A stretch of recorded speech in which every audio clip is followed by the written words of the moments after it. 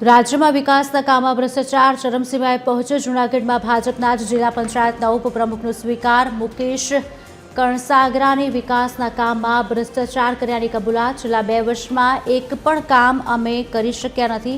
કણસાગરા તંત્ર અને અધિકારીઓ વચ્ચે સંકલનનો અભાવ।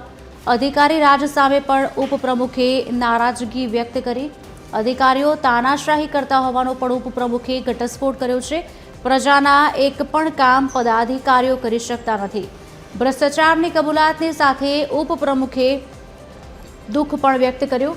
અમે પ્રજાના કામ કરવામાં ક્યાંક નિષ્ફળ ગયા છે તેવું પણ આડકતરી રીતે કહ્યું છે।